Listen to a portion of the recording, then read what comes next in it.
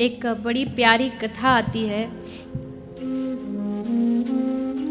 बरसाने में एक नया किसी का विवाह हुआ, नई शादी हुई, नई बहू आई। तो ये जो विवाह हुआ बरसाने में, तो ब्रज जिसके घर बहू आई थी, यानी जो सास थी उसकी, वो राधा रानी को अपने बेटे के ब्याह में निमंत्रण देना भूल गई। निमंत्रण नहीं दे पाई किसी कारणवश। तो ब्याह हो गया, तब याद आया, अरे बड़ी भूल हो गई, बताओ हमने श्री जी को निमंत्रण नहीं दिया। हम बरसाने में ब्याह है और वो आती, थोड़ा आशीर्वाद प्राप्त होता, और हमने उनको ही नहीं बुलाया। बट अब गलती हो गई, अब क्षमा मांगने जाना चाहिए। तो सास दौड़ी दौड़ी आई राधा रानी के पास, हे किशोरी जी मुझे क्षमा करना, मैं भूल गई, दिमाग से निकल गया। तो श्री जी बोली कोई बात नहीं, अब तो आ गई, अब ठीक है।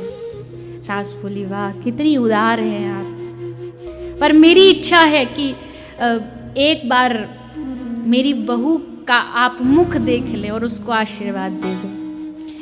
राधा रानी बोली ठीक है, उसको यहीं महल में ले आओ। तो सास जा रही है महल में अपनी बहू को ले जाने के लिए। लेकिन अब हमारे ठाकुर जी तो बड़े शरारती हैं, नटखट हैं। सास पहुंचे वाते पहले वाके घर पहुंच गए, और जो नई बहू आई वाते कही तू सो जा, तेरी सास ने कही है कि अभी वाकू देर लगेगी आने में, तू सो जा।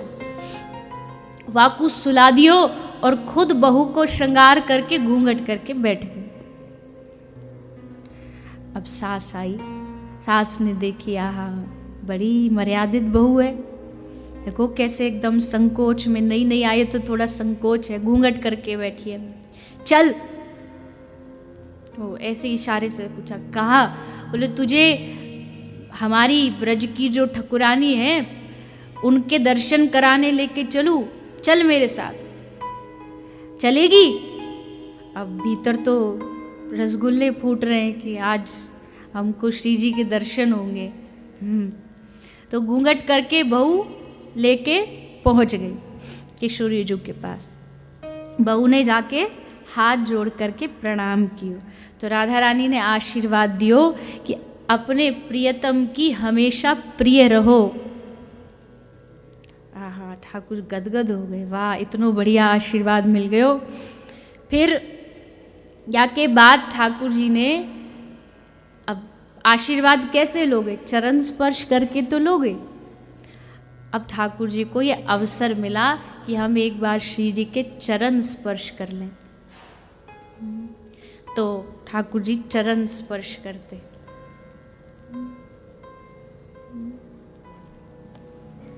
श्री जी के चरण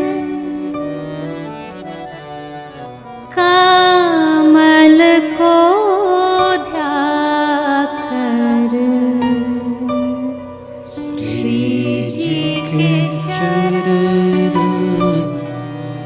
कमल को ध्याकर, श्री जी के चरण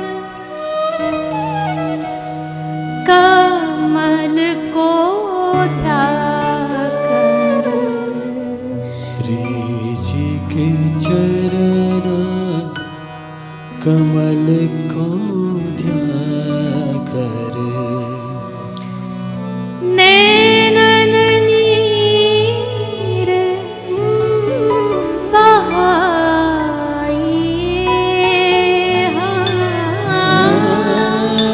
नैनन नीर बहाइए,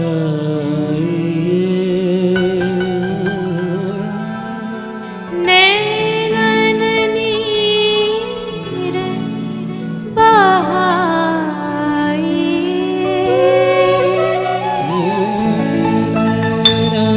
ऐसा नहीं है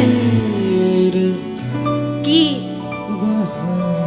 भक्त ही उनके चरणों के लिए रोते। एक बड़ा प्यारा चित्र है, और ऐसे कई सारे चित्र हैं। श्री ठाकुर जी श्री जी के चरणों को अपने हाथ में रखे और उनको अपने मुख से लगा के आँखों से झरझर अश्रु बह रहे हैं और राधा रानी के चरणों का अभिषेक ठाकुर अपने नेत्रों के अश्रुओं से कर रहे हैं। कौन गाएगा इनकी महिमा? किसी में है सामर्थ्य, ब्रह्मा विष्णु महेश में सामर्थ्य नहीं है कि वो इन श्री जी के चरणों का गुणगान कर सके। उन्हीं के चरण कमल को ध्याकर नैनन नीर बहाइए। ऐसे चरणारविंद श्री ठाकुर जी को स्पर्श करने को प्राप्त हुए, अश्रुधार बह चली। फिर श्री जी ने देखा बहू प्रणाम कर रही है, तो श्री जी बोली अब आप घूंघट उठाओ, मोड़ो दिखाओ। तो अब ठाकुर जी घूंघट करे बैठे, बोले सास सोचिए तो बड़ी बेशरम बहू आ गई। अरे हम यहाँ को मोड़ो दिखाने के ताई लाए हैं राधा रानी के पास, कह के कि मुख आप ही पहले देखोगी, और ये तो मना कर रही है। तो ये कैसी दुल्हन, श्री जी की आज्ञा नहीं मानती, पूरा ब्रज जिनके चरणों में लेटा रहता है और ये उन्हीं की आज्ञा को नहीं मान रही है। तो श्री राधा रानी ने कहा अच्छा मुंह नहीं दिखाएगी हमें? बोले नहीं। राधा रानी बोली मुंह दिखाई में हम अच्छी अच्छी वस्तु देंगे तुमको, हार श्रृंगार वस्त्र आभूषण सब प्रदान करेंगे, अब अपनो मुंह दिखा दे। पर फिर भी सखी बोली बड़ी हटीली बहू है तू तो। अरे श्री जी कह रही है तो को मुंह दिखा दे, श्री जी उतावली हो रही है, तेरो मुख देखने अधीर हो रही है और तू उनको अधीर कर रही है, जब सब कुछ देने को तैयार है। पर श्री जी को आभास हो रहा कुछ तो है इस बहू में।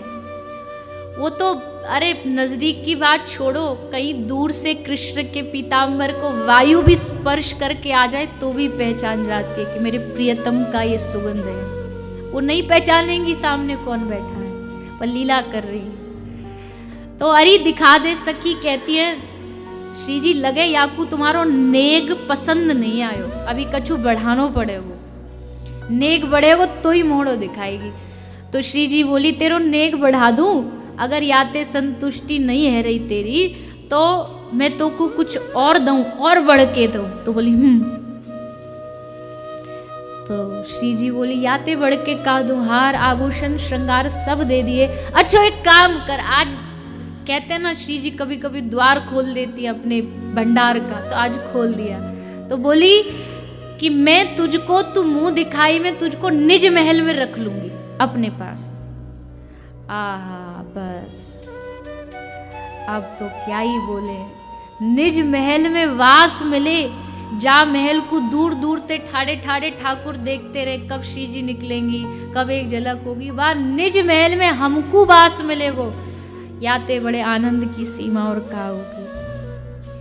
ललिता कह रही अरे पगली तो को इतना आशीर्वाद प्राप्त हो, ये तो हमको भी ना मिलो कभी, हम भी दर्शन करके सेवा करके घर को चली जाएं, पर निज महल में रखूंगी ये आशीर्वाद तो केवल तो को मिलो, अब देर मत कर। और जैसे ठाकुर जी ने घूंघट उठाया तो पूरी सभा में सन्नाटा छा गया। अरे ये कौन सी बहू आई है, सखी सहचरी सब ओढ़ के ओढ़नी हंसने लगी जोर जोर से लज्जा के मारे। तो श्री जी कहती अरे लाल जी आप इतनी कष्ट काय को करके आए, अरे आपकी मुंह दिखाई तो मैं त्रिभुवन वार दूं, ये कौन सी बड़ी बात है। पर ठाकुर जी कहते हैं हमको त्रिभुवन ना चाहिए, आपको निज महल को वास की जो हमारी आस ही सो पूरी है, वही याते बड़ो उपहार हमारो कोई नहीं है सके। आज भी लाल जी जो संग विराजे ना श्री जी के महल में ठाकुर जी, ये तबते ही ठाकुर को वहाँ श्री जी